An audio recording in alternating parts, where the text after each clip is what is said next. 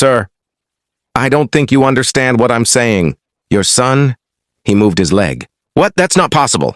The doctor said. I saw it. He did it on his own. A pause. In that silence, a tear slipped down the man's cheek. He had spent millions chasing miracles, and yet the miracle was standing right there, wearing an old maid's uniform. It was early morning in Los Angeles. Sunlight slipped through the wide glass walls of a mansion that looked more like a modern art museum than a home. Richard Wallace, one of California's most successful real estate developers, stood by the window overlooking the Pacific Ocean. Everything about his world screamed success. Expensive suits, silent chauffeurs, perfectly staged smiles. But behind those glass walls lived something even his money couldn't fix. His 12-year-old son, Ethan. 2 years ago, Ethan had been in a car accident that left him paralyzed from the waist down. Doctors called it spinal trauma with low recovery probability. Richard called it a curse. Since that day, the sound of laughter had disappeared from the mansion. Only the quiet hum of machines remained. Ethan spent his days in a wheelchair by the large living room window, watching the world outside. Other kids rode their bikes down the hill, chasing each other with water guns. He watched them from behind glass, legs still, eyes tired. Richard tried everything, specialists from Europe, robotic therapy in Germany, stem cell treatments in Boston. Nothing worked. Every time he flew back home, Ethan asked the same question. Did they say I'll walk again, Dad? And every time Richard's voice broke a little more when he said, They're trying, son. They're trying. But truthfully, even he had stopped believing. The staff in the mansion worked like robots. Efficient, polite, emotionally distant. Nurses came and went, each one giving up after a few months when they saw no progress. Until one Tuesday morning, when Richard's house manager handed him a new resume. Sir, we found a replacement for Nurse Amanda. Her name's Naomi Green. She's worked in community care programs in South L.A. Richard frowned. South L.A.?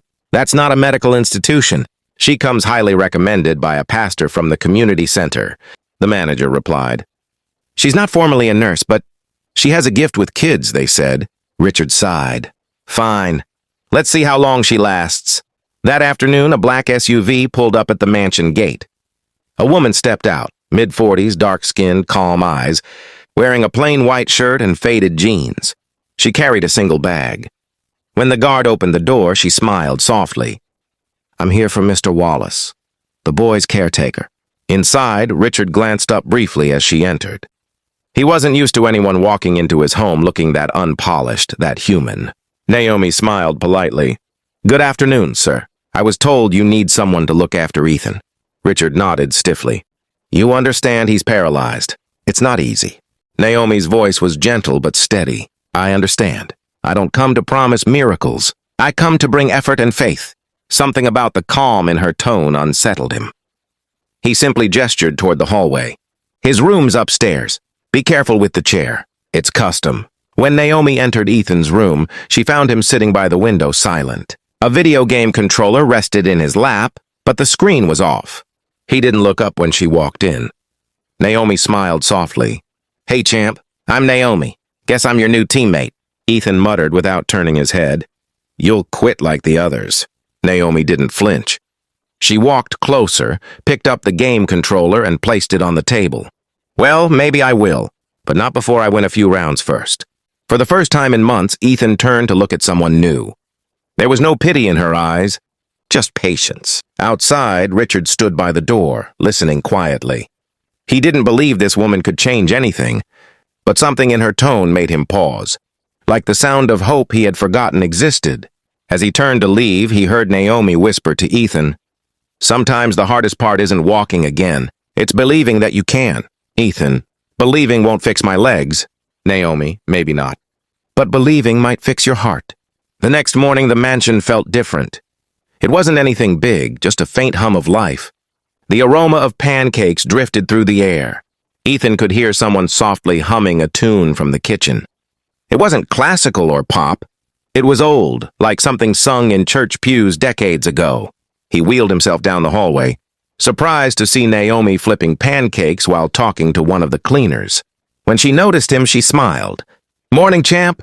You like syrup or plain? Ethan frowned. You cook? Naomi laughed. I survive. Cooking's just part of that. Richard entered soon after, coffee in hand. Surprised to see his son actually at the dining table. Ethan hadn't sat there since the accident. Naomi placed a plate in front of him. Try it, I promise it's edible. Ethan took a bite reluctantly and then quietly kept eating. Richard stood there watching, confused. Naomi turned to him. Mr. Wallace, do you mind if I take Ethan to the garden later? He needs sunlight, not just medicine. Richard hesitated. He doesn't like being outside. Naomi smiled gently. Then we'll start by just opening the window. That day, something shifted. Naomi began to rearrange the rhythm of the mansion. She spoke to Ethan like he was a boy, not a patient. She didn't flinch when he lashed out, didn't rush to comfort when he cried. Instead, she listened. At night, Richard walked past Ethan's door and heard laughter. Genuine laughter. It hit him harder than he expected. He leaned against the wall for a moment, eyes closed, letting that sound fill the emptiness that had lived in the house for 2 long years. Over the next week, Naomi brought small changes. She made Ethan read aloud from a book every morning. Saying words strengthened the spirit. She taught him to move his upper body again, to build strength in his arms. When he complained, she smiled. Muscles remember kindness too. Don't forget that. One afternoon, Richard came home early.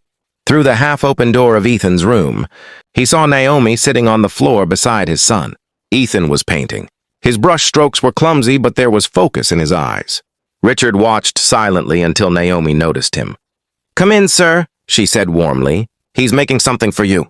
Ethan looked embarrassed. "It's not done yet." Richard smiled faintly. "I'll wait." For the first time, there was warmth between them, a fragile thread of normalcy. But deep inside, Richard couldn't understand why this woman cared so much. She wasn't paid a fortune. She wasn't a therapist. She was just kind. That night, when Naomi was leaving for her small apartment, Richard stopped her by the door. "You seem to have reached him in a way no doctor could. How?" Naomi met his gaze calmly. "Because I don't see a patient, Mr. Wallace. I see a boy who stopped being seen." Her words lingered long after she left. 2 weeks passed. The mansion's routine had quietly changed. No one announced it, but everyone felt it. The coldness that had once defined the house had started to melt away. Ethan began waking up earlier. He would wait for Naomi to arrive, pretending he wasn't excited. When she'd walk in with her gentle smile and say, "Morning, soldier. Ready for battle?" He'd roll his eyes and reply, Yeah, let's just get it over with." But she always caught the tiny grin hiding beneath his sarcasm. Each morning, she worked with him for 2 hours. At first, it was only breathing exercises, gentle stretches, and balance training. Naomi wasn't a licensed therapist, but she knew the rhythm of the human body. Years of caring for children in community centers, hospitals, and homes had taught her something. Doctors often forgot healing wasn't only physical, it was emotional, spiritual. Sometimes she made him close his eyes and imagine walking. Not as therapy, but as hope. "Picture the ground under your feet," she'd whisper. "Feel the weight, the pressure, the movement. Your legs remember, even if they're quiet right now." Ethan would sigh. "That's not how science works." Naomi smiled.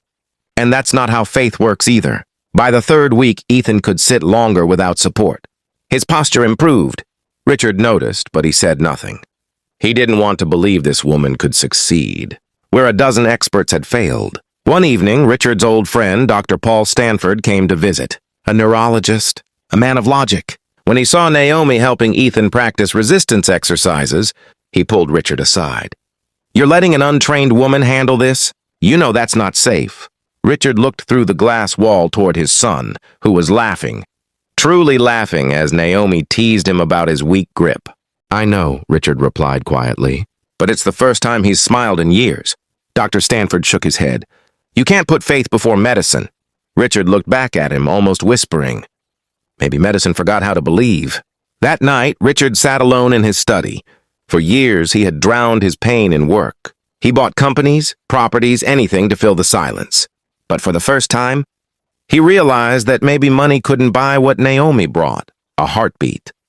A reason to wake up again? Upstairs, Naomi finished Ethan's session and gently covered him with a blanket. Before leaving, Ethan said softly, "Naomi, do you think I'll ever walk again?" Naomi turned off the light and smiled faintly. "I think you already started, sweetheart. You just don't see it yet." Her words lingered like a prayer in the quiet room. It was a Saturday morning when it happened. Naomi arrived early, as usual, carrying a small box of paints. "Today we're doing art therapy," she announced. Ethan frowned. "Painting isn't therapy. It's boring." Naomi grinned. "Perfect. Then you'll have no expectations. That's when good things happen." She set a canvas on his desk and asked him to paint what freedom looked like. He thought for a moment, then began painting a field. Green grass, open sky, a boy running barefoot. Halfway through, his hand trembled. Naomi reached out gently. "You're pushing too hard, relax." As he took a deep breath, something unexpected happened. His right leg twitched, a small, sudden movement. Barely visible, but real. Naomi froze. Her heart skipped. "Ethan, did you feel that?" He looked down, confused. "What?" "Your leg. It moved." He stared for a long second, then shook his head. No, that's impossible." But Naomi had seen it. A real contraction. She didn't shout. She didn't rush. She simply smiled, hiding the tears in her eyes. "Maybe your muscles are waking up." When Richard came home that evening, she didn't tell him. Not yet. She wanted to be sure. So she continued working quietly for days, stretching, guiding, encouraging. Every session, she saw it again. A flicker, a signal. And every time, Ethan dismissed it as imagination. Until the afternoon when Richard walked in unannounced. He stood at the door as Naomi helped Ethan sit upright on the therapy mat. "Push your leg out, Ethan, just try." "I can't." "Try anyway." He groaned, frustrated, but then his leg moved again. This time clearly. Richard gasped. The world froze for a moment. He stepped forward, eyes wide. "Ethan, you did that." Ethan's voice trembled. "Dad, did you see it?" Richard nodded, his throat tight. "Yes, I did." For a long moment, no one spoke. Ethan began to cry, shaking. Naomi placed a hand on his shoulder. "See? Your legs just needed a reason to remember." That night, Richard couldn't sleep. He sat outside on the patio, the waves of the Pacific rolling softly below. Naomi came out quietly with 2 cups of tea. "Thank you," he said after a while. Naomi smiled. "You don't owe me thanks. You owe your son belief."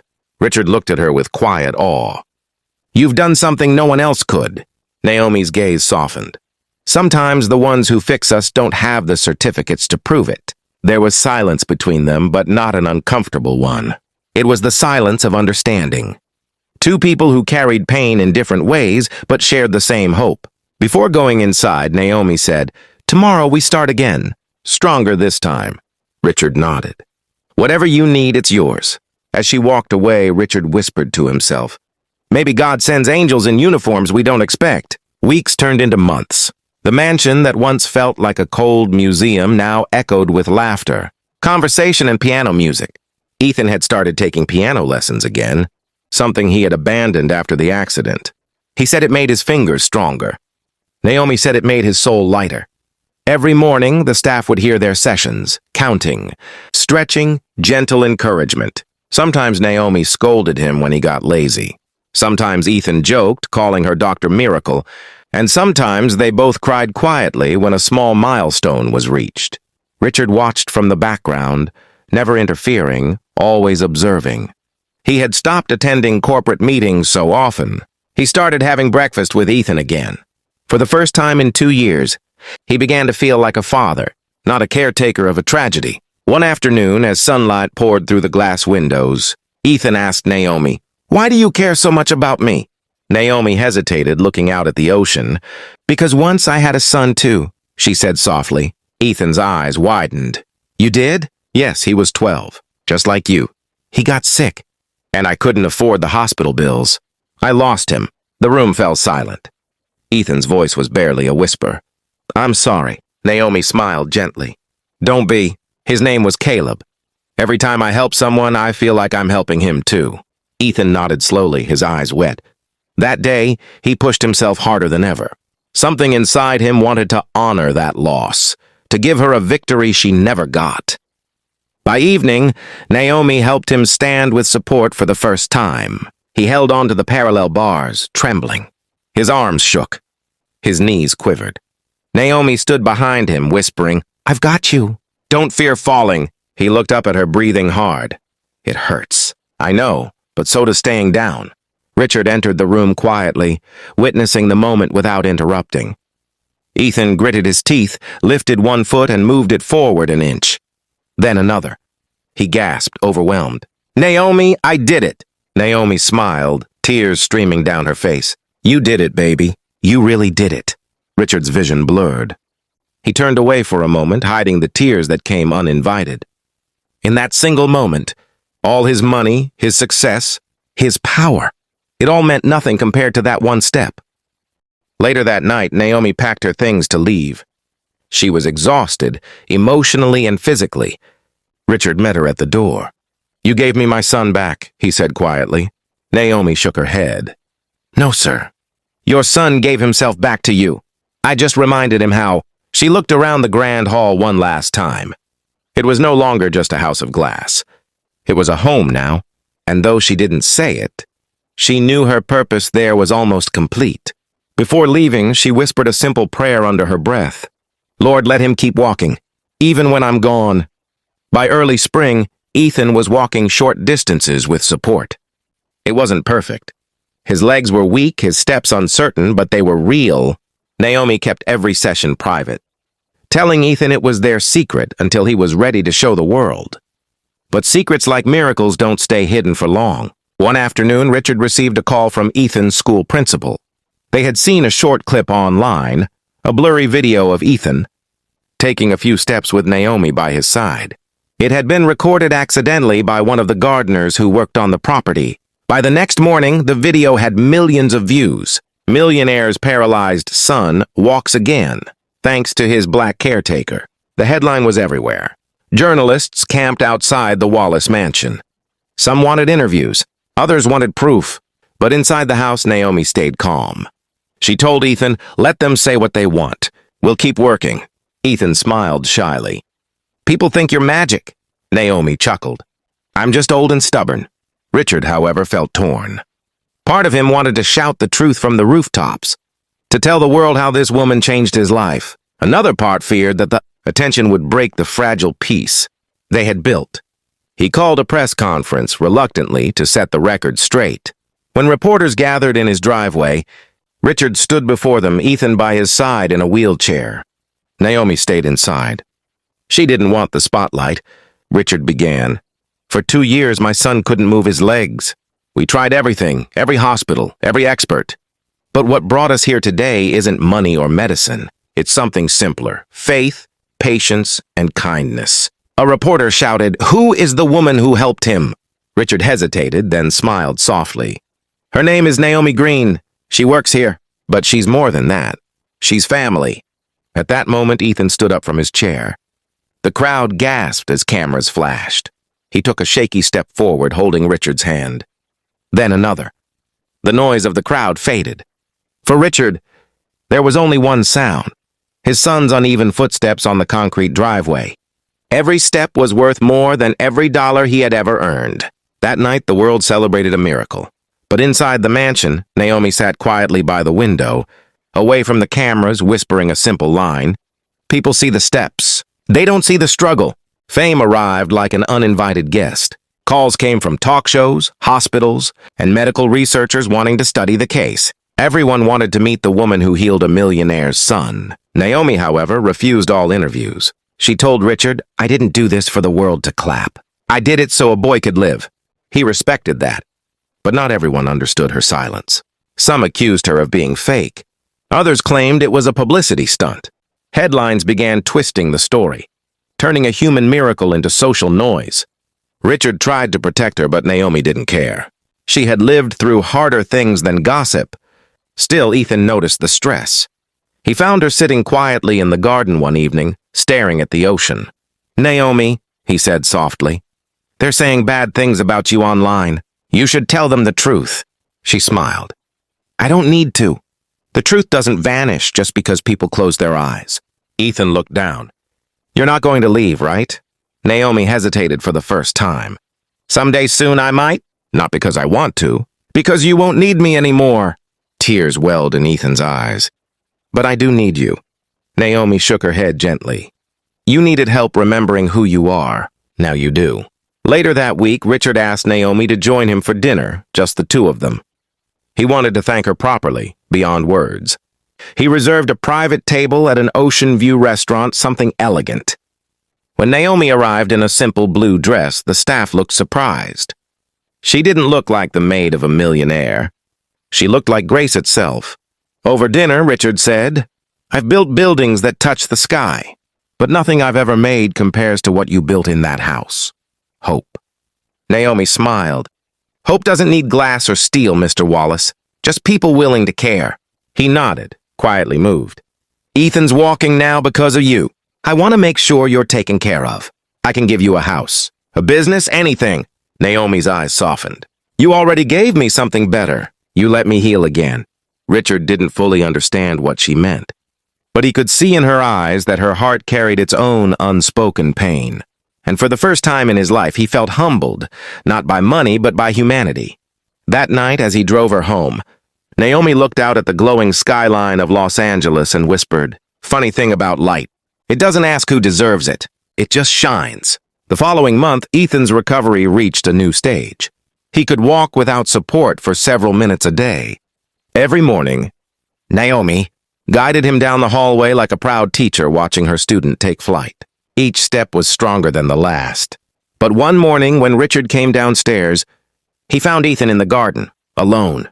He was walking, slowly, carefully. No bars, no wheelchair, just his own strength. Naomi stood a few feet away, watching with quiet tears. Richard rushed out, stunned. "Ethan, you're doing it!" Ethan turned and grinned. "I told you I would." He took a few more steps, stumbled, and Naomi caught him before he fell. In that instant, the three of them stood there, the father, the son, the healer. The ocean breeze carried the smell of jasmine. The sunlight fell gently on their faces. It felt like time had paused just long enough to let them breathe gratitude. Later that evening, as the house glowed with celebration, Naomi quietly began packing her things.